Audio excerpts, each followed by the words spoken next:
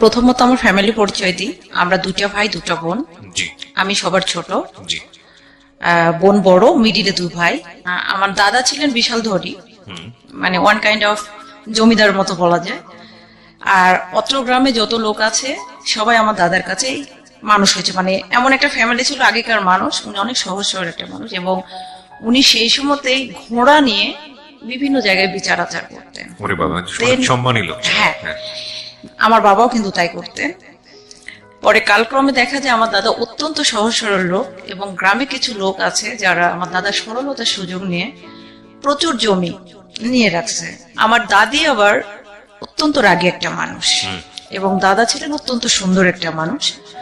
আব্বু কিছু করতেন না এবং সে এতটাই জমিদার ছিল, প্লেটের বাটির মধ্যে সে হাতে ভরে রাখতো, দুধ যখন এখানে উঠতো তখন সে খেত এইরকম। তো আব্বু বিয়ে করলেন, আব্বু বিয়ে করবেন না। পাশের বাড়ি একটা আন্টি ছিলেন খুব সুন্দর, যাকে আমি এখনো মা বলি। তো উনাকে আব্বু খুব পছন্দ করতেন।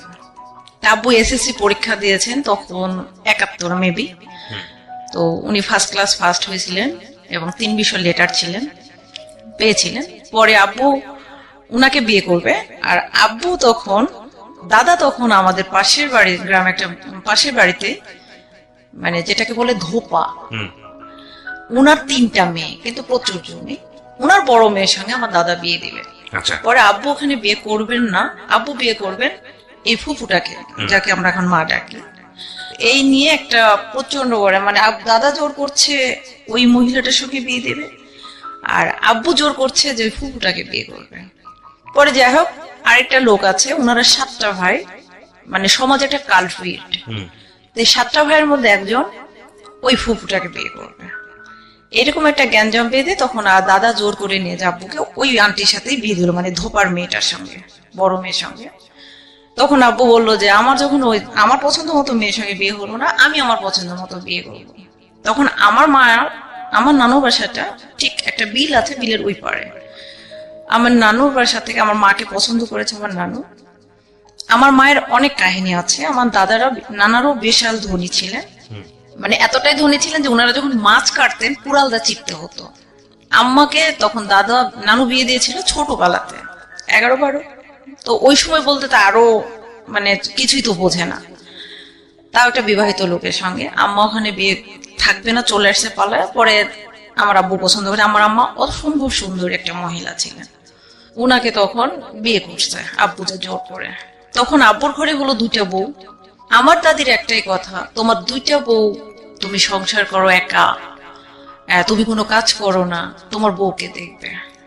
তো আমার দাদি আমার মাকে দেখতে পারতেন না, প্রচন্ড পরিমাণে গালিগালাজ, মারপিট, খাওয়াতে, যেটা আপনাকে গ্রাম বাংলা সেই আগেকার শাশুড়িদের দজ্জাল শাশুড়ি যাকে বলে, আল্লাহ মাফ করুন উনি মারা গিয়েছেন, অসম্ভব আর আম্মাকে কষ্ট দিতেন। তো আমার বড় আম্মার সঙ্গে কিন্তু আমার আম্মার কোনো ঝগড়া নেই, মানে সতীনে যে একটা কথা কাটাকাটি এটা নেই, মানে 2 বোনের মতো। আর কোনোভাবে যখন আব্বু কভার করতে পারলো না, তখন একদিন প্রচন্ড মারপিট ঝগড়াঝাটি হতে হতে আব্বুকে আলাদা করে দিল। আব্বুর কিন্তু 2টা ওয়াইফ, আলাদা করে দিল তখন ½ কেজি ময়দা দিয়ে। তারপরে এটা নিয়ে ½ কেজি যখন ময়দা দিয়ে তাকে আলাদা করে দিল, তখন আব্বু বলল যে মা, তোমার এত বড় সংসার, এত ধন সম্পদ, সেই সময় ধরেন 120 বিঘা সম্পদ। আপনার দাদা কই তখন? দাদার তো কোনো কর্তৃত্ব ছিল না, মানে দাদি যেটা করতো সেটাই। আচ্ছা, তো তোমরা যেটা করছো, আমি একটাই ছেলে, তা ½ কেজি ময়দা দিয়ে কেন আমাকে ভিন্ন করে দিলা? আমার আব্বু তখন একটা টিচারের চাকরি হলো, যেহেতু সে শিক্ষিত একটা মানুষ। তখন টিচারে যখন চাকরি হলো, তখন আমার বাবা বলে আমার একটা ছেলে সরকারের গোলামি করবে, আগেকার মানুষের যে মেন্টালিটি। তখন আমার আব্বু হতে রিড রাইটার, মানে মোহরি রেজিস্ট্রি অফিসে, সেখানেও তো তখন টাকা পয়সা তেমন ছিল না। সর্বসাকুল্যে আব্বু পরিবার চালাতে ব্যর্থ। তখন ½ কেজি আটা যখন দিয়ে দিল, তখন আমার দাদা বলল, আব্বু বলল যে এত বড় সংসার থেকে আমাকে এতটুকু দিলা, আমার লাগবে না। এই বলে চলে আসলো আম্মাকে নিয়ে এবং আমার সৎ মা। আসার পরে আমার সৎ নানি বলে কি আমার মাকে ডিভোর্স দিতে দেয় না। তখন আমার আপা যায়, মানে যখন আমাদের বাসার সামনে দিয়ে ওই বাসাতে যায়, আমার ওই সৎ নানির বাসায়, তখন আমার আপা যায় দাদির পা চেপে, দাদি দাদি বলে যে পা চেপে ধরে, তখন নেয় না কোলে নেয় না, যে ওই আপাটাকে নেয়। পরে যাই হোক এভাবে কোন রকমে আম্মা তো চললো, এবং আমার আম্মাকে আমার আব্বু প্রচন্ড মারপিট করতো। শুধু মারপিট না, এরকম তীরের সঙ্গে টানিয়ে লোয়ার রড দিয়ে পিটাইতো। কেন পিটাইতো? আম্মা সাপোজ একটা মাটির পাতিল নিয়েছে, এক মুঠ ধান দিয়ে আমার সৎ নানীরা লাগিয়ে দিয়েছে। আব্বু অফিসে আসার সময় বলছে, হ্যাঁ আমার মেয়ে থাকলে তো সংসার ধ্বংস হবে, এই হবে, কিন্তু অমুকের বউ দেখছি এত মন ধান দেয় যে পাতিল টাতিল নিল। বুঝলো না আব্বু কিছুই, লাগাইলো, ডাইরেক্ট এসে মারলো। এত মারতো আমি নিজেও দেখেছি। আমি বড় হওয়ার পরে প্রোটেকশন করতাম, মানে প্রোটেক্ট করতাম, কিন্তু বড় ভাইয়েরা কেউ ভয় আব্বুর সঙ্গে কথা বলতো না। পরে এইভাবে যখন আম্মা চলে আসলো, আব্বুর কিছু ব্যাড হ্যাবিট ছিল, যেটা না বলি যেহেতু উনি মারা গেছেন। পরে এভাবে যখন চলে আসলো, আম্মু খেয়ে না খেয়ে সংসার নিয়ে আমাদেরকে পারলো। তখন দেখা যাচ্ছে আচ্ছা, তারপরে ওইখানে আসলো। আসার পরে আম্মা এভাবে দেখা গেল যে আব্বু রেজিস্ট্রেড অফিসে গেছে, কিছুই হয়নি। তখন আম্মু নানুর বাসায় গেল, যাই হয়তো চাল ডাল যা লাগে নিয়ে আসলো বা মামারা দিয়ে গেল। এভাবে পালতে পালতে দেখা যাচ্ছে আব্বু ওই টাকাগুলো দিয়ে অনেক সময় নেশা করতো বা মেয়েলি কিছু ব্যাপার ছিল। তো এগুলো নিয়ে আম্মা যখনই প্রতিবাদ করতো তখনই প্রচন্ড আকারে মার খেত। এত পরিমাণ মার খেত যেটা বলার মতো না। এবং উনি মার খাওয়ার পর যখন সেন্সলেস হয়ে যেত, আব্বু তখন ডাক্তার নিয়ে এসে তাকে সেন্স ফিরাইত। এরকম ছিল। এগুলো আপনি দেখেছেন? হ্যাঁ, এটা আমি দেখেছি। পরে এগুলো হওয়ার পরে একটা পর্যায়ে দেখা গেল আমার আপা বড় হয়ে গেল, বড় ভাই হলো, বড় ভাই হওয়ার পরে মেজো ভাই হলো, মানে ডিফারেন্সটা 2 বছর 2.5 বছর এরকম। আপনার পজিশন? আমি তো লাস্ট। কয় ভাই বোন আপনারা? আমরা 2 ভাই 2 বোন। তারপর ভাই 2 মিডিলে, বোন ফার্স্ট, আমি লাস্ট। পরে এভাবে তো চলে আসলো। পরে দেখা গেল যে আমার দাদা 1 কাঠা জমি আমার বাবাকে দিল না, সমস্ত সম্পত্তি সে বিক্রি করলো, খাইলো। এবং সে শেষ পর্যায়ে অন্যের বাসায় যে থাকলো, আমার ওই যে ফুপু বলছি না, আমার দাদির প্রথম পক্ষের যে মেয়েটা, তাদের বাসায় থাকলো। তো আমি যখন ক্লাস 3-তে পড়ি মেবি, তখন আমার দাদা চলে গেলেন, দাদি থাকলো। দাদি ওই ফুপুর বাসাতেই। আমি বলি ভাইয়া আমি সাইকেল চালাইতে পারি, মোটর সাইকেল চালাইতে পারি, আমি সবই পারি। তো আমার দাদি ওই বাসাতে যখন থাকতো, তো আব্বু আমাকে বলতো যে তুমি নিয়ে যে এটা ওইটা দিয়ে আসো। দাদির কোনো কিছু খাবার লাগে কিনা, যা বলতো যে দেখো কিছু খাইতে চাই কি। কিন্তু আম্মু না দাদিকে সহ্য করতে পারতো না, এবং আমার নানিকেও আমার বাবা সহ্য করতে পারতো না। এবং মাঝে কিন্তু আমার ক্লাস 5-এ ওঠার পর আমার নানু মারা গেল, তার মানে 2 জন চলে গেল, থাকলো 2 জন। তা আমার একটা ছিল, আমার একটা নীতি আছে যে আমি যদি দেখি সবাই কি দেখবো। তো আমার দাদির কাছে যদি আমি খাওয়ার কিছু নিয়ে যাই, অবশ্যই আমার নানিও আছে, আমার মায়ের তো সে মা, তখন আমি নানির কাছে নিয়ে যেতাম। এটা নিয়ে আম্মা বলতো আমার মাকে কেন দেবো না, আর আব্বু বলতো তোর মা আমাকে কি দিয়েছে। তখন বলে যে তোমার সন্তানগুলো কার টাকাতে তুমি মানুষ করেছো, আমার মা তো পালছে, আর তোমার মায়েরা তো শুধুই মেয়েদেরকে দিয়েছে। শুধুমাত্র 10 কাঠা জমি, যেটাকে বলে এউজ বদল করা, 10 কাঠা জমি আমার বাবা, 10 কাঠা না, 10 শতক, 6 কাঠা জমি আমার আব্বুকে দিয়েছিল আমার দাদা। সেই জমির উপর বাড়ি আছে, মানে মাটির বাড়ি আমাদের। তো প্রথমে তো কঞ্চির বেড়াতে কাদাতে লেপে আম্মা প্রথমে যে বাসাটাতে চলে আসে। এর মাঝে কিন্তু আমার সৎমা ডিভোর্স হয়ে গেল 71-এর পরে বহুবার আমার আম্মা নিতে গেছে, আমি দেখছি। আমি ক্লাস 9-এ ওঠার পরে আমার আম্মা নিতে গেছে, ওরা আর আসে নাই। আমার সৎ নানির বাবার অনেক সম্পদ ছিল, 3টে মেয়ে। আমার বড় আম্মা ছিল বড়, কিন্তু স্টিল নাও আমার বড় আম্মাদের সাথে আমাদের কোনো ঝগড়া নেই, আমার আম্মার সঙ্গে কখনো তার কোনো প্রবলেম হয়নি। যাই হোক এইভাবে চলতে থাকে। কিন্তু আব্বু দেখা যেত রেজিস্ট্রি অফিসে কাজ করতে করতে, এখানে একটা নাম বলে দেই, যদিও নামটা ছদ্মনাম, সুজন।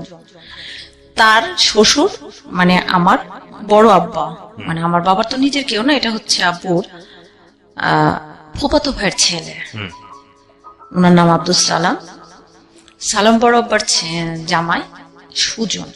তো উনাকে তখন আব্বু, উনি তখন দুইটা বিয়ে করেছে, তখন উনি বললো যে আব্বু, দাদাকে এসে বললো যে মামা, আমার তো আপনার তো অনেক আছে, আমার তো কিছু নেই, আমি তো খুব সমস্যায় পড়েছি, যদি ওর লাইসেন্সটা আমার নামে রিনিউ করে দেয় বা আমার নামে চেঞ্জ করে দেয় তাহলে আমি একটু পরিবারটা নিয়ে বাঁচতাম।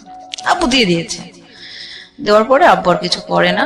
পরে আব্বু কি করতেন, এই যে জমির ব্যাপারগুলো উনি মানে একজন এসিল্যান্ড একটা জমির ব্যাপারে যতটুকু না জানে, আমার বাবা এরকমই খুব ট্যালেন্ট একটা মানুষ, যার ফলে উনি এদিক ওদিকে তখন বিচার আচার করে বেড়াতেন, তেমন কিছু করতেন না। তখন আমাদের জমি বলতে যখন ভেস্টেড প্রপার্টি মানে ভিপি সম্পত্তি, আপনি বুঝতে পেরেছেন ভাইয়া? ভেস্টেড প্রপার্টি মানে যেটা আপনার দখল আছে। ভেস্টেড প্রপার্টি বলতে যারা বাংলাদেশ থেকে যেগুলো হিন্দুরা পর্যাপ্ত পরিমাণে খাজনা না দেওয়ার কারণে জমিগুলা সরকার অ্যাকোয়ার করে নেয়, এবং তারা যখন দেশের যখন জমির খাজনাটা দেয় না তখন জমিটা নিলামে দেয়, এবং এই জমিটা যারা ধরে নেয় তাদের হয়ে যায়, মানে চেক কেটে কেটে খেতে হয়। আর তারা তো ইন্ডিয়াতে চলে গেছে। এই কিছু জমি বলতে প্রায় 2.5 বিঘার মতো জমি। এগুলো আপনার বাবা নিয়ে নেয়? হ্যাঁ, আমার বাবা না, আরো 20-25 হাজার, মানে এলাকার অনেক লোকে নিয়ে নেয়। এইটুকুই আমাদের জমি। আর ওই যে বললাম 10 শতক জমি বাড়ি, জাস্ট এটার উপরে তখন ভাইয়া ইট ভাটাতে কাজ করতে লাগলো। এসএসসি পরীক্ষা দিবে বড় ভাই, এসএসসি পরীক্ষা দিবে, সে বই বেঁধে নিয়ে মাটি কাটতে যাইতো। আমার ভাইয়া এসএসসি দিল 97। আপনার বয়স কত তখন? আপনি তখন কি করেন? আমি তো ছোট। ছোট বলতে কি পড়াশোনা করছেন ওই সময়? হ্যাঁ, আমি তো পড়াশোনা করছি। আমার পরে বলছি, পরে ভাইয়া চলে গেলেন। এইভাবে তখন আম্মা কি করতো, গম বনাইছে জমিতে। আম্মা, বড় ভাই, বড় আপা আর আমার ইমিডিয়েট যে বড় ভাইটা, এরা যায়। আম্মা করতো কি, লোকজন ওঠার আগে ফজরের নামাজ পড়ে আম্মা চলে যেত, যে গম টম কেটে রেখে চলে আসতো লোকজন বের হওয়ার আগে। পরে যখন রোদ হতো তখন ভাইয়ারা বয়ান আসতো, ওই জিনিসগুলো মানে মারতো, মারার পরে ওটাতে শুকাইতো, শুকানোর পরে ভাঙায় এসে রুটি খেত। আপনার বাবা কি করতেন? বাবা কিছুই করতেন না, মানে ছোটবেলার অভ্যাস ওই ঘুরে বেড়াতে। এবার চলতে চলতে ভাইয়ার পড়াশোনাটা বন্ধ হয়ে গেল। এসএসসি পরীক্ষা দেওয়ার পরে আগে উনি এসএসসি পরীক্ষাটা দিলেন কিন্তু পাশ করতে পারলেন না, বন্ধ হয়ে গেল। বড় আপাকে এর মধ্যে আমার আব্বু বিয়ে দিয়ে দিলেন, এবং শুধু বিয়ে না, মার পিট করে এমন মার মারলেন আপার এই আঙ্গুলটা ভেঙে গেল। বিয়ে দিয়ে দিল, দেওয়ার পরে আপা সেই বাসাতে গেল না, সেই লোকটার সঙ্গে দেখাও করলো না। মানে বিয়ে দিছে, সে এই দিক দিয়ে দিয়েছে, ওই দিক দিয়ে সে পালিয়ে গেছে, বিয়ে করবে না। তখন তার বয়স 13, আমি এটা জানি। আচ্ছা, তখন আমি ছোট, বিয়েটা দিয়ে দিল। ও এর মধ্যে হয়েছে, আমার বড় আপা যেটা আমার সৎ মায়ের যে মেয়েটা, সেটাকে কিন্তু আমার দাদি এর মধ্যে দিয়ে দিয়েছে আমার আম্মাকে। আর যে ভাইটা ছিল সেটা আমার সৎ নানি নিয়ে নিল। কেন? কারণ আমার বড় আপাটা ছিল কালো, কালো মেয়েকে বিয়ে দিতে টাকা লাগবে, ছেলে পুষলে তার তো 3টাই মেয়ে, নিয়ে নিল সে একবারে, নলিখিত নিয়ে নিল। কিন্তু আমি একটা দেখতাম বাসাতে সব সময় আমাকে কেমন যেন একটা নেগলেক্ট করা হতো। আমার জন্ম নিয়ে বলি, আমার মায়ের 2টা ছেলে 1টা মেয়ে হয়ে গেল। আমার মেজো ভাইয়ের পরে যে একটা, আমার ইমিডিয়েট যেটা, তার মিডিল একটা বাচ্চা আসছিল আমার পেটে, সেটাও নষ্ট হয়ে গেল। আমি যখন আমার পেটে 5 মাস, তখন আমার নানু বলল, আমার নাম সাজেদা, বললো সাজেদা, তুমি তোমার 2টা ছেলে 1টা মেয়ে, তুমি এই বাচ্চাটা ফেলে দাও। তখন আম্মা বলল যে এখন অলরেডি 5 মাস চলে গেছে, একে নষ্ট করতে গেলে তো আমি মারা যাব। তখন আমার আব্বু বলল যে আমার 14 পুরুষ 1টা করে ভাই, যার ফলে সমাজে প্রত্যেকটা ব্যক্তি আমাদেরকে যখন তখন অত্যাচার করে, মারে পিটে, কেউ কিছু প্রতিবাদ করে না। তো আমার লাঠির দরকার, এটা আমার ছেলে হবে। তো আমি যখন হলাম মেয়ে, এই যে বৈষম্য, তখন আম্মা আমাকে 2 দিন কোলে নিল না ওই অবস্থাতে। পরে এখানে ব্লাড লেগেছিল, পিঁপড়া লেগে গেছিল, আমার আম্মা আমাকে কোলে নেয়নি। পরে আমার মেজো খালা আমাকে যা হোক নিয়েছে। পরে সেই থেকে আমার মা আমাকে মানে কেমন যেন একটা তুচ্ছতা ছিল, কোনো কেয়ার করতো না। এবং আমি এতটাই জিদে ছিলাম, আমি হয়তো আম্মা পুকুরে পানি নামছে, গোসল করতে নামছে, পানিতে যা বলছে আমি এখানে দুধ খাবো। তখন আম্মা হয়তো বলছে যে একটু উপরে আসো, না আমি এখানেই খাবো, ভিডিও পার্ট স্টার্ট 1 এখানেই খাবো, এখানেই খাবো এবং আমাকে এই পানির মধ্যে দিতে হবে, মানে আমি এতটাই জিদি। তো সেই পরিমাণ মারতো। আর আমার রাগটা এত ছিল যে আমি যখন কান্না করতাম মানে মারতাম, তখন আমার এই দুইটা হাত ফেটে ব্লাড বের হয়ে যেত। প্রচন্ড রাগী একটা মানুষ ছিলাম। তো আম্মা কোনো মতেই মানে প্রচন্ড মারতো। আর এই যে বৈষম্য থাকতে থাকতে হঠাৎ আমি প্রচন্ড অসুস্থ হয়ে গেলাম, নিউমোনিয়া হয়ে গেল আমার। তখন আমাকে সবাই বলছে যে ও মারা যাবে। ডেফিনেটলি আমাকে শোয়ায় রাখছে উত্তর দিকে মাথা, দক্ষিণ দিকে পা, আর বাঁচবো না। পরে পাশের বাড়ির হিন্দু দাদু আছে, আব্বু বলল যে আমার মেয়েটা তো মারাই যাবে, তো একটু যদি ডাক্তারের কাছে যাওয়া যেত। তো সেই সময় হোমিওপ্যাথিক ওষুধ, আমার জন্মটা কিন্তু 1986 হয়ে, জি, তো হোমিওপ্যাথিক ওষুধ 5 পুড়িয়া ওষুধ দিল, দিয়ে বলল যে এই ওষুধটা তোর মেয়েকে খাওয়া। উনি অনেক বয়োজ্যেষ্ঠ মানুষ, যদি 3 পুরা খাওয়ানোর পর তোর মেয়েটা ফিরবে, না হলে কোনোদিন ফিরবে না। যাই হোক, ওই যে ফিরছি ভাইয়া, আর পড়ি নাই। যাই হোক, এখন আমি খুব দুরন্ত ভাইয়া, আমি কাউকে কখনো মানে টলার করবো এইরকম পার্সন না, ডাজন্ট ম্যাটার। সাইকেল নিয়ে যাচ্ছি, কেউ একটা টন কাটছে, ঠাইস একটা থাপ্পড়। রাস্তাতে যাচ্ছি, এই তুই কেমন আছিস, আমি কেমন আছি তুই জিজ্ঞেস করার কি, মারলাম। এলাকার এমন কোনো গাছ নেই, সে আম গাছ, তাল গাছ, বাঁশ, যেটা বলেন, আমাকে চেনে না এমন কোনো গাছ নেই। এমন কোনো ফলের গাছ নেই যে ফলের গাছালা বলতে পারবে না যে তার গাছের ফল আমি চুরি করে খাইনি। মানে খুব দুরন্ত একটা মেয়ে। বাবা আমাকে ভালোবাসতেন, যথেষ্ট ভালোবাসতেন। মারতে লাগলে ভাইয়া প্রচন্ড মারতেন। এই যে চৈত্র মাস, আজকে কিন্তু আমাদের বাসায় ধান কাটছে, এই ধান জমিতে কাটতো, আমি ওইখান থেকে বয়ে নিয়ে আসতাম 1 মণ 1.5 মণ ধান আমি মাথায় করে নিয়ে মাইলের বড় মাইল যাইতাম। আমি প্রচন্ড শক্তি পাই। তখন সবাই বলতো, এই তুই এত কাজ করিস কেন, তোকে বিয়ে দিতে কয় টাকা লাগবে রে, যে তোর বাবার সঙ্গে এত কাজ করতে হয়। আমি বলি না, আমি তো পড়াশোনা করব, আমি যদি পড়াশোনা করি তাহলে তো ওরা আমাকে পড়াবে না যদি আমি কাজ না করি। তো আমাকে যখন আমি ক্লাস 4 যখন পড়ি, তখন আমার বিয়ে লাগে। ক্লাস 4-এ? তো আমি বললাম যে ক্লাস 4-এ বিয়ে, আমি তো বিয়ে করবো না। তো আমি বিয়ে ভেঙে দিতাম। কিভাবে? ছেলে আসছে আমাকে প্রশ্ন করতে, ও একটা বললে আমি 4টা প্রশ্ন করতাম। আর পরে বলতাম, আপনার কি আমাকে পছন্দ হয়েছে? তখন বলতো যে আচ্ছা পরে কথা বলি। আচ্ছা ঠিক আছে, এবার ভাঙতাম। পরে যে কোনো বিয়ের কথা বললে আব্বু বুঝতে পারতাম ভাঙতাম। তো বললো যে ওর বিয়ে লাগলে ওকে যে প্রশ্ন করো, তোমরা যদি কেউ বিয়ের কথা বলো। কিন্তু গ্রামের কিছু লোক ভাইয়া আমার পিছনে লাগলো। এরা ভালোবাসার জন্য না ভাইয়া, এরা আমার হাতটা ধরে বুকে টানার জন্য না, এরা আমাকে নষ্ট করার জন্য। তারপরে আমার পেছনে লোক লাগলো। লাগার পরে দেখা যাচ্ছে ভাইয়া আমি স্কুলে যাচ্ছি, আমি 2 কিলো, 1.25 কিলোর মতো রাস্তা আমার বাসা থেকে। তো আমাকে এতটা রেস্ট্রিকশনে রাখতো। আব্বু সকালবেলা সাইকেলে করে নিয়ে যায় কিংবা মোটরসাইকেলে করে নিয়ে যায়, আমাকে স্কুলে দিত, আবার আসার সময় নিয়ে চলে আসতো। যদি কখনো ভ্যানে আসতাম, 1 টাকা কিন্তু ভাড়া ছিল, 2 টাকা ভাড়া ছিল।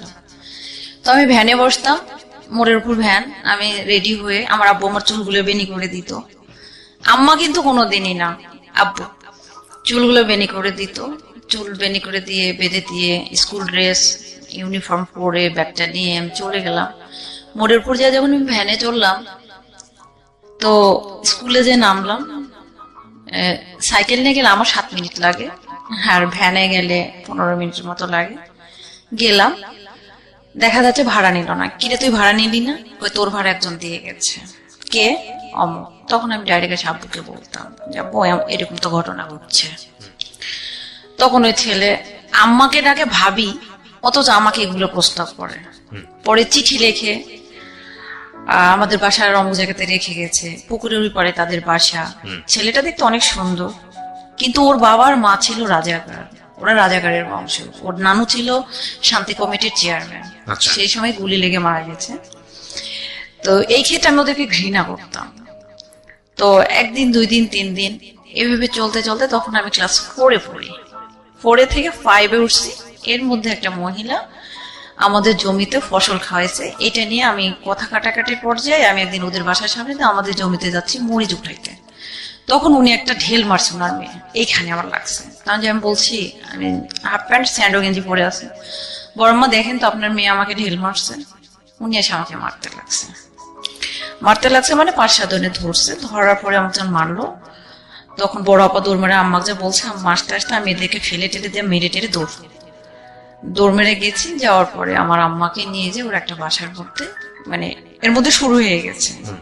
আব্বু নেই, শুধু আমি, বড় আপার আম্মা নিয়ে যে মারছে। তো আম্মাকে এমন ভাবে মারছে একটা রুম বাসার মধ্যে নিয়ে যে, যেখানে আমি যে বলতেছি আমার মা কই, খুঁজে পাচ্ছি না। যখন মাকে যে ধরছি, যে দেখি যে আমার মাকে মারছে, তখন আমি যখন গেছি তখন আমার চুল ধরছে, আমার চুলগুলো কিন্তু ছোট ছোট হয়ে ধরছে। তখন আমি আবার কোনো মতে, আমার মায়ের চুলও ছাড়ছে না, আমার চুলও ছাড়ছে না।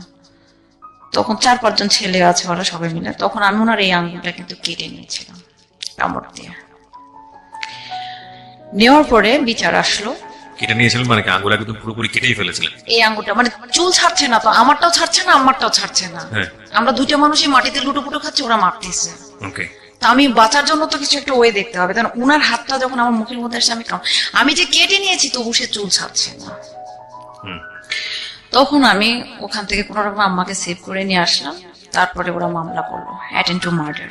এই যে আঙ্গুলটা, হ্যাঁ, মার্ডারের মানে ওরা হসপিটালে ভর্তি হয়ে কেচ করার পরে কেচে তারপরে এক সময় মীমাংসা আসলো। আসার পরে পুরো বাড়িতে আমি একা থাকতাম। দেখেন, আমার ভাইয়া ছিল না, আব্বু ছিল না, শুধু আমি, বড় আপার আম্মা। আমি তো ছোট, ক্লাস 5। কেসটা করেছে কার নামে? কেসটা করেছে আব্বুর নামে, বড় ভাইয়ের নামে, বড় আপার নামে, আম্মুর নামে। মানে আপনাকেই দেয়নি? আমি তো ছোট, এই জন্য আপনাকে দেয়নি। না, আমাকে তো ওখানে আসবে না। তো পরে যখন দিল, অথচ এরা কেই ছিল না উপস্থিত। বলছে এই মারপিট করছে। ইভেন ওই মহিলা তখন ওনার অ্যাবর্শন করায়, ওই রিভেন্স ইয়েটাও দিয়েছে, আমাদের ব্লেমটাও দিয়েছে যে আমরা মায়েরা ওনার বাচ্চা অ্যাবর্শন করে দিয়েছে। সে মামলা করলো, কয়েকবার কেছে হাজিরা দিল, পালিয়ে থাকলো। পুরা বাসাতে আমি একা। রাতের বেলা? রাত বলতে আমি ক্লাস 2 থেকে রান্না বাড়া করি, ক্লাস 3 থেকে আমি রান্না বাড়া করি। পুরা সংসারের দায়িত্ব ছিল আমার হাতে ছোটবেলা থেকে। এবং আমি যখন স্কুলে যেতাম, আমি রান্না করতাম, জমিতে নিয়ে যে খাবার দিয়ে আসতাম, তারপরে নিজে খেতাম, তারপর স্কুলে যেতাম, স্কুল থেকে আসতাম, আবার দুপুরে রান্না করতাম, কাজের লোকদের খাওয়াতাম, আবার থালা বাসন মেজে নিয়ে আবার পানি টানি উঠিয়ে নিয়ে আবার রাতে রান্না করতাম। আমি যখন পড়তে যেতাম তখন রাত 10টা এরকম ছিল। আমি একটা কাজে জব দিলে আমার মা যেমন পিটাইতো, আমার আব্বু পিটাইতো, আমার আপাও পিটাইতো। মানে আমি কাজটা পারবো না, এই কথাটা আমি কখনো বলতে পারবো না। পরে যখন ওনারা মারলো, তখন কেস হয়ে গেল। যাওয়ার পরে ওনারা তখন মীমাংসায় বসার পরে মীমাংসাতে আসলো কি, যে যেটা হবার হয়ে গেছে, এটা একটা মীমাংসা করতে হবে। কোর্টে গেলে দুজনের এসে চেয়ারম্যান এলাকার সব লোকজন বসলো, যেটাকে বলে দিগর সালিশ, মানে বিশাল আকারে একটা সালিশ বসলো। মীমাংসা হয়ে গেল। এখন যে লিখিত, দুই পক্ষ সাইন করে যে একটা লিখিত হলো, এই কাগজটা তো থানাতে পৌঁছাইতে হবে, তবে না পুলিশ চুপ থাকবে। চেয়ারম্যান তখন কি করলো, ওই সময় 1986 সালে, 96 সালে, চেয়ারম্যান তখন ওই কাগজটা থানাতে পৌঁছালো না পৌঁছায় উনি রেখে দিল আমাদের বিরোধী দলের কাছ থেকে। উনি ওই সময় 10,000 টাকা ঘুষ খেলেন। পুলিশের কাছে পৌঁছায় নাই, পুলিশ চলে আসছে বাসায়, এসে আব্বুকে ধরে নিয়ে গেল, বড় ভাইকে ধরে নিয়ে গেল। আপনারা শুনছেন সুইটির জীবন গল্প। এটা কেবল স্টার্ট হয়েছে আমি বলবো, যদিও আমরা প্রায় ফার্স্ট আওয়ারের হাফ টাইম শেষ করে, তারও বেশি সময় শেষ করে ফেলেছি, but this is just starting. এই গল্পটা কোথায় দাঁড়িয়ে আছে সেটা একেবারেই অকল্পনীয়। হ্যাঁ, তখন পুলিশ এসে বলছে মহসিনকে, মানে আমার ভাই তো গোপী উঠে নাই, মহসিনকে।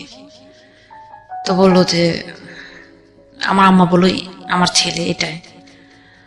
আর মহেশ আব্বু তো শুয়েছিল, কারণ আমরা তো জানি যে জমা দিয়ে দিয়েছে, চলে গেল।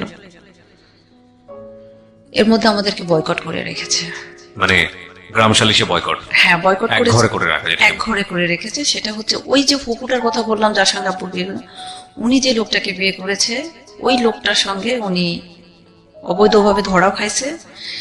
এটাতে আমার আব্বু হচ্ছে মানে ওনাদের সাথে কথা বলেছিল, এটাই ছিল আমাদের অন্যায়। মানে যাই হোক বিভিন্ন বিষয়গুলো ইকুয়েশন করে একসাথে পেনাল্টি হয়ে গেছে। হ্যাঁ বুঝতে এখানে পেরেছি। বয়কট করে দিয়েছে। এখন বয়কট করার পরে তো কেউ আমাদের সাথে কথা বলছে না, ধরে নিয়ে চলে গেল পুলিশে, পিকআপে তুললো। আম্মা তো সেই কান্নাকাটি। পরে আমি আম্মার সঙ্গে আর একটা প্রতিবেশী একটা মামা ছিল, উনি তখন বললো যে তোরা চলে যা, আমি গোপনে আসি, কারণ জানতে পারলে তো সমস্যা, আবার আমাকে এক ঘরে করবে। পরে আমরা গেলাম চেয়ারম্যানের বাসায়। উনি যে দেখি খেয়ে দিয়ে রিল্যাক্স মোডে আছে, বোঝাই যাচ্ছে যে উনি জানতো বিষয়টা। হ্যাঁ ঘটনাটা ঘটেছে। আম্মা যে হাত পা ধরে কান্না করছে, বড় ভাই এই ঘটনা কই, আমি তো জানি না আসলে ঘটনাটা এমন ঘটলো। তখন আমি ডিরে বললাম, মানে আমার প্রতিবাদে একটা সময় আমি ডিরে বললাম, আপনি জানেন না তাহলে কাগজটা কেন থানায় যায়নি? আপনি না ইউনিয়নের চেয়ারম্যান, কাগজটা যদি আপনি পৌঁছাইতেন তাহলে তো আজকে আমার বাবাকে বলছে তুমি ছোট, আমি ছোট মানুষ কেন, আপনি লিগেলি কথা বলেন। এই বলে আম্মা বললো, মাম্মা এখানে কোনো কথা হবে না, তুমি চলে আসো। আমার ভাই 3 দিন পর জামিন হলো, আব্বুর জামিন হলো 21 দিন পর। এরপর থেকে আমার বাবার কাছে আমি কালার, কারণ ওই যে মারামারি, মানে তোমার কারণে আমি জেল কেটেছি। হ্যাঁ এটা ব্লেম আসলো। পরে আমি পরিবারে চোরের মতো থাকলাম। তখন 6 গেল, 7-এ উঠলাম। তখন আমার পরীক্ষা কিন্তু ভাইয়া ফাইনাল। তারপরে আব্বু আসলো, আসার পরে তো সেই রকম তার রুরু আচরণ, একই তো আমি মার খাই। এমনও দিন গেছে ভাইয়া যে তরকারিতে 5টা 7টা তরকারি রান্না করতে হয় আমাকে, রান্না করি, যে তরকারিতে লবণ কম হয় সেই তরকারিটা আমাকেই খেতে হবে, লবণ বেশি হলে সেটা আমাকেই খেতে হবে, ঝাল বেশি হলে সেটা আমাকেই খেতে হবে। কেন হয়েছে বেশি এমনটা? তো মাছের, যদি মাছ খেতে যাই, মাছের মাথা ডাইরেক্ট এইভাবে বলতো। ও আরেকটা কথা বলে দি ভাইয়া, আপনি এটা মিউট করবেন কিনা আমি জানি না, আমি আগে বলে রাখলাম। আমি জন্মের পর থেকে একটা শব্দই বাসায় শুনে এসেছি, আপনি পারলে মিউট করে নেন, বেশ্যা। আমি যে কোনো কথা বলেই তুই তো বেশ্যা। আমি তখন প্রশ্ন করতাম, বেশ্যা শব্দের অর্থ কি? টাকার বিনিময়ে কারো বিছানায় গেলে তাকে বেশ্যা বলে। তো আমি ভালো রান্না করিনি, আমি কাজে জব দিয়েছি, আমি এটা করতে পারবো না, তাহলে আমি বেশ্যা হয়ে গেলাম? এই শব্দটা আমি মা, ভাই, বোন, বুদ্ধি হওয়ার পর থেকে, এবং বাবা। আর একটা কথা, পাগল।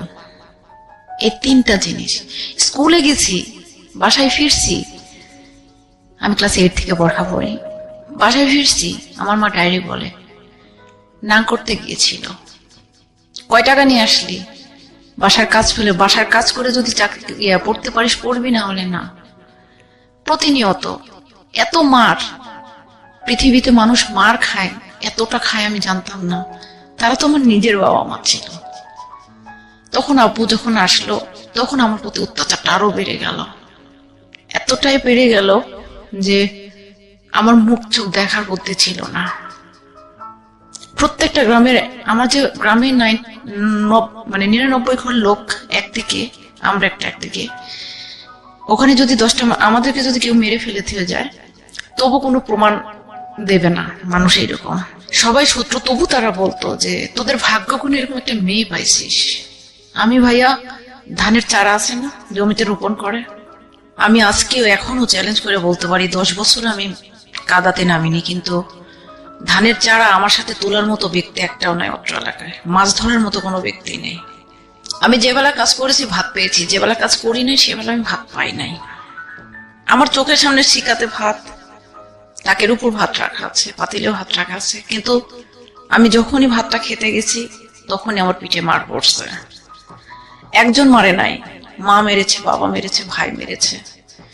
আমি যদি 7 দিন বিছানায় পড়ে থাকছি জ্বরে, বাবা যে মাথায় হাত দিয়েছে, মা কোনোদিন যে জিজ্ঞেস করেনি কি হয়েছে তোর। আমি জানি না কেন তাদের এত ঘৃণা। হ্যাঁ আমি উশৃঙ্খল ছিলাম, আমি ডান পেটে স্বভাবের ছিলাম। এদিকে ক্লাস 7-এ ওঠার পর আম্মা আবার প্রেশারের রুগী, উনি তো পড়ে গেলেন, উনি তো কোনো আগুনে যাইতে পারেন না। আমি কখনো বলতে পারবো না আমার মা এক প্লেট ভাত নিয়ে এসে আমাকে রান্না করে মুখের সামনে দিয়ে বলছে তুই খা, কারণ বড় আপা ছিল, ওই যে সৎ বোন, উনি রান্না করতেন, তারপরে আমার আপা। তো এমন ছিল যে আমি স্কুলে গিয়েছি, এসে দেখা গেছে যে আমি আবার ভাইয়া 22 বছর, আমার 22 বছর পর্যন্ত আমি কোনোদিন মাছ মাংস খাই নাই। আমার লাইফে আমি সবজি, ডিম, খুব বেশি ছোট মাছ। আমার লাইফে আমি মাছ মাংসটাকে মানে ঘৃণা লাগতো, বেসিক্যালি সত্য কথা। এরপরে এসে আমি খেতাম না, কিন্তু ছোট মাছটা আমি পছন্দ করতাম। আমি বুঝতাম না কখনো খুবই ভালোবাসছে, কখনো এত মার মারছে। টিভির প্রতি আমার খুব লোভ। ক্লাস 3-তে যখন উঠলাম, টিভি কিনলো, টিভি দেখতে যাই মানুষের বাসায়, বকাবকি করে। বাসায় যখন আসি, আব্বু টিভি কিনলো, যে যা আমার মেয়ে টিভি দেখতে চাইছে, সে এনজিও থেকে ঋণ উঠায় নিয়ে উনি টিভি কিনছে আমার জন্য। টিভি দেখতে গেলে মার খায়, পড়তে বসলে কিছু বলে না, কিন্তু আম্মার কথা সব কাজ শেষ করে তোমাকে পড়তে হবে। তরকারি হয়তো 3টা রান্না করেছি, 2টা ভালো হয়েছে, একটা খারাপ হয়েছে। যে 2টা ভালো হয়েছে সেই 2টা হয়তো আমি চোখেই দেখি নাই, কিন্তু খারাপ যেটা হয়েছে সেটা টোটালটাই আমাকেই খাইতে হবে, কারণ আমি খারাপ করে রান্না করেছি। এইভাবে চলতে থাকে। থাকার পরে ক্লাস 7-এ বার্ষিক পরীক্ষা দেওয়ার পরে 6 থেকে 7-এ উঠলাম, বড় আপার বিয়ে হয়ে গেল।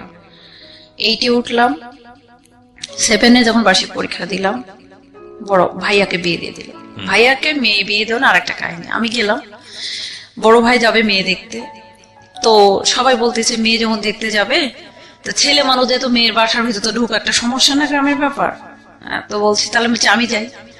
তো আমি যেয়ে দেখি আমার উপর ক্লাসে পড়ে আমার ভাবি। তো আমি বলছি কি ব্যাপার, করছে এই তুমি? তা ভাবির বাবার বাসার সাথে আবার আমার বড় ভাই একটা ফ্রেন্ডের বাসা। তো ভাইয়া, আমি আর বড় ভাই গেলাম, দেখলাম ভাইয়া বলতেছে কালো মোটা মেয়ে এসে, আমার ভাইয়া কিন্তু ফর্সা চিকন। এখন দেখার পরে আব্বু পছন্দ, আমি বললাম আব্বু মেয়েটা দেখতে ময়লা হলেও, আমি যেহেতু ওনাকে স্কুলে দেখছি উনি যথেষ্ট ভদ্র একটা, আমি যে ভদ্র আর ফ্যামিলিও ভালো, তো ওইদিকে তো মনে করেন ডাউরি সিস্টেমটা বোঝেন আপনি। তো আমি বললাম যে টাকা পাবেন, মেয়ে ভালো, কিন্তু গায়ের রংটাই হয়তো কালো। তা আব্বু গেল দেখতে, মামাদেরকে নিয়ে দেখে টেকে পছন্দ হলো, রাতারাতি বিয়ে শেষ। এখন বিয়ে, মেয়েটা কালো, আমার ভাই ফর্সা, এই যে মার শুরু হলো আমার উপরে, তুই পছন্দ করছিস তো আপনারা বিয়ে দিলেন কেন? আমার কথা হচ্ছে যে আমি না হয় দেখে আসলাম, কিন্তু আব্বু তো চোখ বন্ধ করে ছিল না। আমার প্রশ্নটা সেটাই, আপনারা দেখে শুনেই তৈরি করলেন। আব্বু বলে যে যেটা হবার হয়ে গেছে, কিন্তু আব্বু তো কেউ কিছু বলতে পারছে না, সব দোষ আসে আমার ঘাড়ে। বাসার যাই যে করে শুধু পিটন আসে আমার পিঠে পড়ে। তখন আমি বললাম যে দেখো তোমরা ইন্ডিয়ান নায়িকাও নিয়ে আসতে পারো, কিন্তু কালকে এসে তোমাকে ভাত দিল না, আলাদা হয়ে গেল।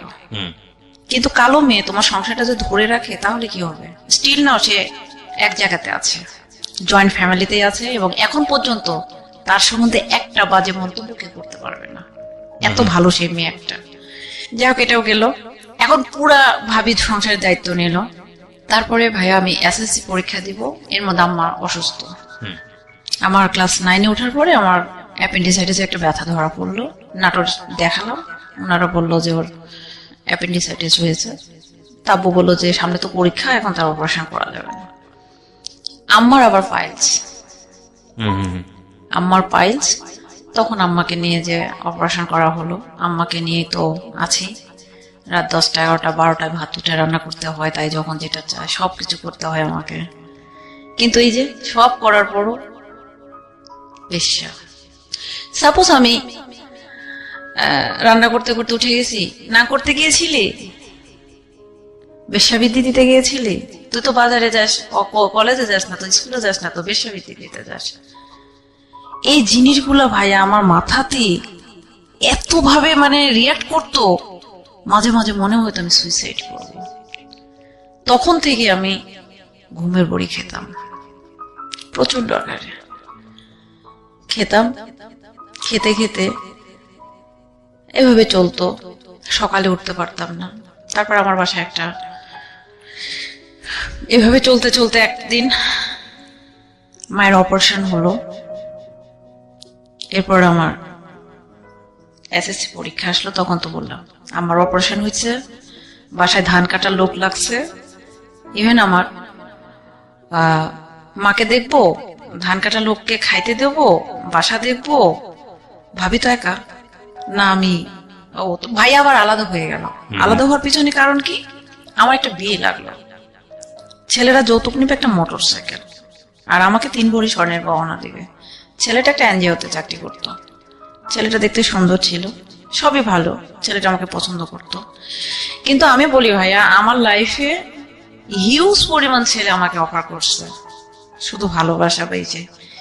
কিন্তু সব সময় আমি একটা জিনিসই বুঝতাম, প্রেম করব, ভালোবাসা করব, আজকে বলবো, কালকে যদি ছেলে অস্বীকার করে মান সম্মান যাবে, বাবা ছোট হয়ে যাবে, নিজের পড়াশোনা নষ্ট। কিন্তু না, আমার এলাকায় আমি দেখছি কোনো মেয়ে এই এসএসসি পার হতে পারে না, সবাই ক্লাস 8 পার হতে গেলেই বিয়ে হয়ে যায়, সংসারে অশান্তি, 2 দিন পর ডিভোর্স, বাচ্চা কাচ্চা নিয়ে কেউ মেও, মারামারি, স্বামী পিটায়, চলে আসে। না, আমি এই সিস্টেমে থাকবো না। আমার ছোটবেলার থেকে একটাই ডেস্টিনেশন, আমি পড়াশোনা করব, নিজের পায়ে দাঁড়াবো, আমি আমার পরিবারের পাশে দাঁড়াবো। যেহেতু আমি গরিব ফ্যামিলির মেয়ে, আমি নিজে একটা কিছু করতে চাই এবং আমি আমার আইডেন্টিটি তৈরি করতে চাই। এইরকম একটা কমিটমেন্ট আমি যখন ক্লাস 3-4 পড়ি তখন থেকে এরকম একটা কমিটমেন্ট ছিল। তা আমার কথা হচ্ছে যে আমার মা আমাকে যত অত্যাচার করুক, বাবা আমাকে যত অত্যাচার করুক, পরিবার আমাকে যতই খাইতে না দিক, যত কাজ করায় নেয়, আমি সকাল বেলা যদি ঘুম থেকে না উঠতাম, আমার মা আমার চুলের মুঠি ধরে পরপর করে টেনে তুলতো। উঠতাম, ধরেন খড় কেটে মেলে দিতে হবে, ধান কেটে নিয়ে শুকাইছে, তো উঠতে পারতাম না, টেনে তুলতো, নিয়ে যে পুকুরের মধ্যে আমি কাটতে হবে, কাটতে কাটতে দেখা যাচ্ছে ওর মধ্যে আমি ঘুমায় পড়ে গেছি, আবার মার খাতাম। এইভাবে চলতে, আবার তো রান্না বাড়া আছে, 3 বেলা রান্না করতে হতো, চলছে চলতে চলতে আমি এসএসসি পরীক্ষা আসলো। এর মধ্যে তো বললাম যে আমার অপারেশন হয়ে গেল। এদিকে আম্মাকে দেখবো না পরীক্ষা, না ধানের কাজ করব। ধানের কাজটা শেষ করে এসে পড়তে বসি রাত 10টা, সকাল 10টায় তো আমার পরীক্ষা। তখন সকাল 10টায় যখন পরীক্ষা দিতে যাব, বড় আবার হচ্ছে ভাসুরের মেয়ে, ও আবার এসএসসি দিয়েছিল, ওকে নিয়ে সাব্বু রাখছিল যেন আমাকে গাইডটা দিতে পারে, যেহেতু আমি ফার্স্ট টাইম পরীক্ষা দিচ্ছি। তো ওই খালা, আমি আর আব্বু যেতাম, আব্বু আর ওই খালাটা বাইরে থাকতাম, পরীক্ষার হলে ঢুকতাম। তো এখানে একটা হাসির কাহিনী আছে ভাইয়া, আমি কখনো নকল করতে পারি না। তো টি রচনা এসেছিল, তা আমার ওই ভাগ্নিটা আমাকে টি রচনাটা বলছে, আন্টি এটা আসতে পারে, আপনি নিয়ে যান। নিয়ে গেছি ভাইয়া, আমি নকলটা যে করবো কিভাবে করে এটা তো জানি না, আমি সুন্দরভাবে টেবিলের উপর লিখে, মানে কোশ্চিনের মতো করে লিখে রেখে আমি লিখছি, এর মধ্যে ম্যাজিস্ট্রেট ঢুকছে। আর আমার ছোটবেলা থেকে অভ্যাস, বাইরে অনেক খেয়াল করছে, আমি হাই হিল পরি। আমি না ভাই তখন স্যার ইঙ্গিত দিতে, ওই শার্ট কেটে না ওটা তুলে নিয়ে এখানে ঢুকাই দিয়েছি। তখন উনি এসে বলছে, ওঠো, দাঁড়ালাম, নকল করছো, বের করো। না, আমি নকল করিনি, টোটাল অস্বীকার। আর আমার তো হাত পা কাঁপতেছে থর করে, কারণ আমি তো কখনো নকল করি নাই। পরে উনি তো আমার খাতা নিয়ে নিল। পরে আব্বুর আবার সার্কেলটা খুব ভালো, কলেজে সবগুলো প্রফেসর, প্রিন্সিপাল, আব্বুর ফ্রেন্ড সার্কেল। তখন হঠাৎ করে এর মধ্যে পিছনে একজনকে এক্সটেল করছে, আমি আরো কান্না পাইছে আমার। তখন আমি বলছি যে আমি নকল করিনি। তখন বলছে, মিথ্যা কথা বলো না, নকল বের করো। আমি না, নকল করবো, যাই মহিলা গার্ড আছে, নিয়ে আসেন।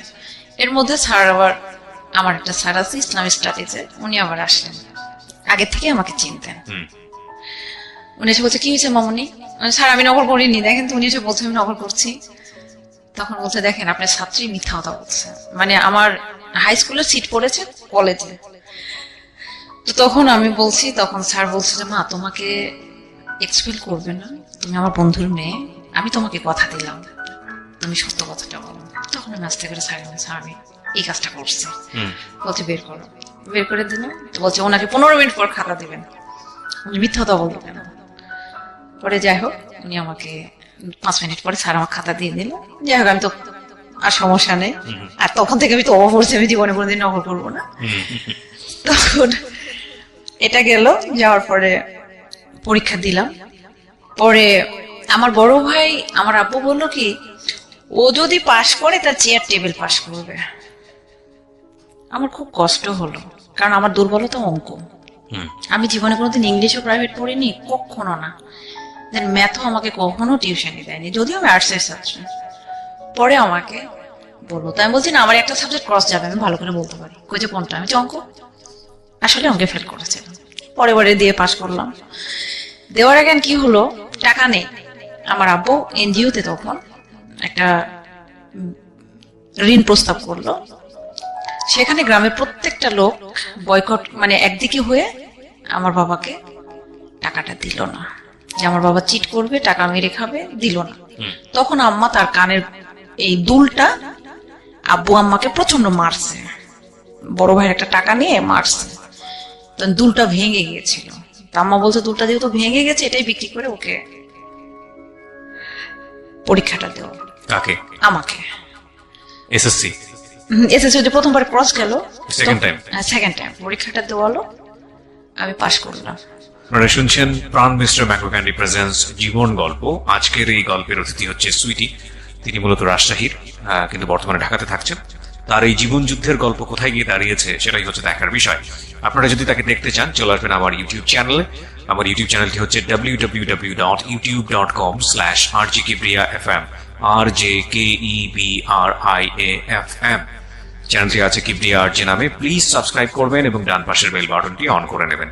ওকে, আরেকটা কথা একটু বলতে চাই। সিচুয়েশনটা যখন নিজের মতন না এবং মন যখন বসে না কোনো কাজে, হঠাৎ করেই কোনো ফুড আমাদের মনটাকে কিন্তু ঠিক করে দিতে পারে। যেমনটা হতে পারে কাঁচা আমের সাথে Pran mister mango candy, good mood guaranteed. Okay, যেখানটায় আমরা ছিলাম, বলো সুইটি। পরে আমি পাশ করলাম, কলেজে ভর্তি হয়ে গেলাম। আর আব্বু বলে, তুমি এসএসসি পাস করছো, তোমাকে যদি আমি বিয়ে দিতে যাই, ইন্টারমিডিয়েট পাস ছেলে লাগবে। তুমি যদি ইন্টারমিডিয়েট পাস করো, ডিগ্রি পাস ছেলে লাগবে। তুমি ডিগ্রি পাস করলে মাস্টার্স পাস ছেলে লাগবে।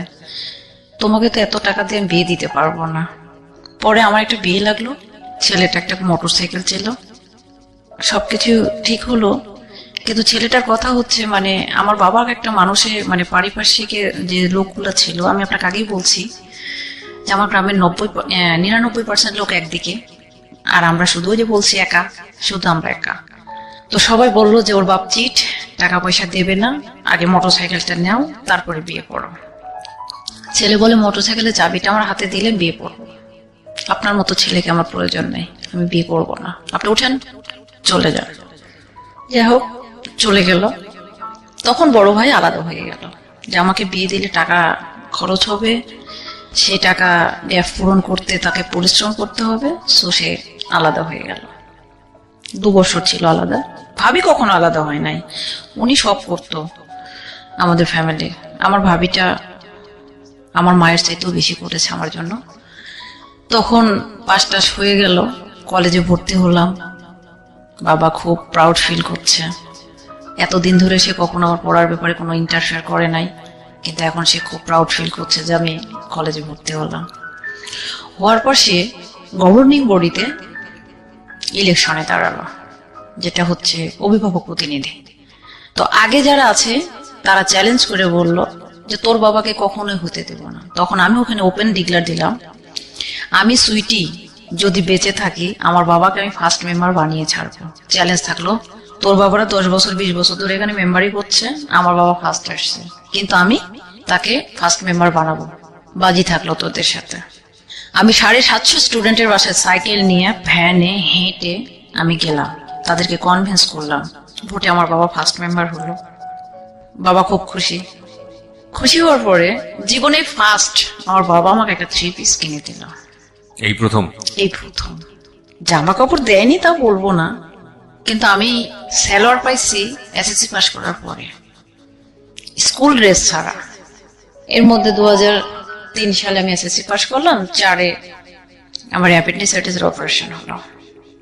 এর মধ্যে লোকজন তো আমার পিছনে লেগেই আছে সব সময় বাবাকে একটা কথা, এই মেয়েকে বিয়ে দিয়ে দেন, আপনার মেয়েকে কেন পড়াচ্ছেন, গরিবের ঘরে এত পড়াশোনা। আমার একটাই জিদ, না আমি পড়বো। ইন্টারমিডিয়েটে আসার পরে ভাইয়া গ্রামার কিনতে হবে, এবং সিন এবং আনসিন কম্প্রিহেনশনের জন্য যে গাইডগুলো ছিল এগুলো কিনতে হবে। আব্বুকে বারবার বলি, কলেজ থেকে চাপ দেয়। আমার লাকটা একদিক দিয়ে ভালো যে কলেজ আমি গভর্নিং বডির সদস্যের মেয়ে হিসাবে এবং ফার্স্ট মেম্বারের মেয়ে হিসেবে আমার কোনো খরচ লাগেনি। আমি ফুল ফি স্টুডেন্টশিপে পড়েছি। বই কিনবো আব্বুকে বলি, তখন হলো না। তো আমাদের পারিবারিক এক ডাক্তার ভাই আছে ফুফাতো, ওনার কাছে আমি কান্না করতে লাগলাম, ভাইয়া জানেন আব্বু আমাকে আজও বই কিনে দিল না, সাড়ে খালি বকাবকি করতেছে। তো উনি আমার ক্লাস 6-7 থেকে ট্রিটমেন্ট করায়। তো বলছে যে আমার একটা ছেলে মানুষ হলো না, তুমি কিছু মনে করো না, তোমার বইগুলো আমি কিনে দিই। আমি বলছি এটা নিয়ে তো বাসায় কথা বলবে। পরে উনি আমাকে বইটা কিনে দিলেন। এই তোর হয় ওর কাজে রাত কাটাস, তাই তোকে বই কিনে দিয়েছে। আমি বলছি দেখো আমার বই লাগবে, উনি তোমার বড় ভাই, তোমাদের আত্মীয়, উনি আমাকে বই কিনে দিয়েছে আমার পড়ার জন্য, ওনার তো খারাপ উদ্দেশ্য নাই। তারপরে উনি আমাকে বই কিনে দিল, আমি পরীক্ষা দিলাম, ইন্টারমিডিয়েট পাশও করলাম। করার পরে আমার খুব স্বপ্ন ভাইয়া যে আমি বাহিরে থাকবো, পড়াশোনা করবো। এখানে যখন ইন্টারমিডিয়েট আমি পরীক্ষা দিলাম, দেওয়ার পরে একটা ছেলে আমাদের ওখানে একটা কোচিং সেন্টার গেল। আমার ছোটবেলা থেকে দুইটা স্বপ্ন ছিল, একটা হচ্ছে আমি কম্পিউটারে খুব ফাস্ট হবো, টাইপিং এ মানে কম্পিউটারে কাজটা শিখবো, দর্জি কাজটা শিখবো। তো ওখানে কম্পিউটারটা কোচিং সেন্টার গেল, যেহেতু মফস্বল এলাকা, পৌরসভার মধ্যে, আমাদের বাসাটা পৌরসভার বাইরে গেল, সেটা হচ্ছে ঢাকার আপনার নবাবগঞ্জের একটা গেল। তো ওনারা খুললো, ওখানে আমি ভর্তি হলাম, ক্লাস করলাম। উনি আমাকে, একটা ছেলে ছিল খুব সুন্দর, আমাকে পছন্দ করতো। তা আমি পরীক্ষা পড়তাম, উনি শুধু আমার চোখগুলো দেখতে পেত, খুব পছন্দ করতো। কিন্তু ছেলেটা খুবই ভালো ছিল, আমি এটা বলবো না যে সব ছেলেই খারাপ, খুব ভালো ছিল। কিন্তু ছেলেটা আমাকে বলেছিল যে আমি তোমাকে বিয়ে করবো এবং আমি তোমার কাছে আসবো। তা আমি বলছি যে আমার বাবা মা তো কখনোই দেবে না, আপনি এটা অযথাই এইগুলো করেন না। তো ছেলেটা চিঠি দিত, আমার ওই ফুফাতো ভাই ফোনে কল করতো, যে ডাক্তারের কাছে কল করতো, মালয়েশিয়াতে গেল। কিন্তু ওই ছেলেটা কল দিয়েছিল আব্বুর ফোনে। একদিন বড় ভাইয়ের কাছে কল দিয়েছে, ফুফাতো ভাইটার কাছে কল দিয়েছে, বলছে যে এখন তো আমার কাছে ফোন দিয়ে লাভ নেই, ওর আব্বু ফোন কিনছে। আব্বু মানে 2005 সালে ফোন কেনে। তো আপনি ওর আব্বুর সাথে কথা বলেন, ফোনে ফোন দেন। তো ফোন দিয়েছে, কথা বলেন, আব্বু ফোন ধরলে কথা বলে না। তা আব্বু বলছে তুমি একটু ফোনটা ধরো। তো আমি ধরছি, তখন ফোনটা রেখে মানে ধরার পর বলছে হ্যালো কে বলছেন। তো বলছে যে আমি সুমন বলছি। তখন তো আমার হাত পা কাঁপা শুরু হয়ে গেছে ভাইয়া, কারণ এমনি তো আমি মারপিট খেতে খেতে আমার অবস্থা খারাপ, এই ফোন, তারপর একটা ছেলে মানুষের। যে জায়গাতে আমি ঘুম থেকে উঠলে সকালবেলা আমার পা থেকে মাথা পর্যন্ত মানে বাইনোকুলার দিয়ে মানে চেক করার মতো করে আমাকে, আর সেই মানুষ অন্য একটা ছেলে ফোন দিয়েছে, আমার কাঁপাকাঁপি শুরু হয়ে গেছে। আব্বা বলছে কি, আমি চাপবো, আমি তো চিনি না, মিথ্যা কথা বলছি। আমি মিথ্যা কথা বলতে পারি না ভাইয়া। তারপরে এভাবে, তারপরে বললাম ওই ছেলেটা একদিন ফোন দিয়েছে ভাই আমাকে, বাসায় নিয়ে এসে বড় আপা, দুলা ভাই, বড় ভাই, মেজো ভাই, আম্মা, আব্বা, বাড়ির চারিদিকে ঠিক এইরকম চারিদিকে সবাই দাঁড়া আছে উঠানের মধ্যে, আমাকে ফোন দিয়ে বলছে তুমি কথা বলো। আমি বলছি যে আপনি কেন ফোন দিয়েছেন। বলতেছে কি সুরি তুমি আমরা চিনতে পারতাছো না। তা আমি বলছি ভাইয়া আমি, আমাকে ফোন দিয়েন না, হ্যাঁ আমি কথা মানে বুঝতে তো পারতেছেন যে আমার সিচুয়েশনটা কি হয়েছে ওই জায়গায়, কারণ সবাই তো দাঁড়ায় আছে। সেই মার, ওই ছেলেকে তো সেই পরিমাণ বকাবকি করলো, আমাকে মারতে মারতে মারতে মারতে এমন কে একটা, মারলো আপনাকে? মা, বড় ভাই, আব্বু, সবাই মারার পরে একটু আমাকে, আমি আমার ইন্টারাপ্ট করছি, এই ছেলেটা আসলে কে ছিল আপনি বলেছেন হয়তো? ছেলেটা ওর যে কোচিং সেন্টারে, কোচিং সেন্টারে কে এটা, মানে আপনার পরিচিত? আমার টিচার টিচার, টিচার? আচ্ছা উনি তো চলে গেছেন নবাবগঞ্জে, আচ্ছা। ঢাকার নবাবগঞ্জে মানে এর চলে সঙ্গে তো আসছে। আপনার আলটিমেটলি আমার কোনো না সম্পর্কই না ছিল না। দিয়ে নেই, আবার তার সাথে যে একটা প্রেম প্রীতি ভালোবাসা এরকম কিন্তু না। Just hi hello. হ্যাঁ হ্যালো, বা ও আমাকে পছন্দ করতো, আমারও ভালো লাগতো, কিন্তু এমন কোনোদিন কোনো কিছু ওনার সঙ্গে আমার আলোচনা হয়নি। তো যা মন না তাই বলা বুবো।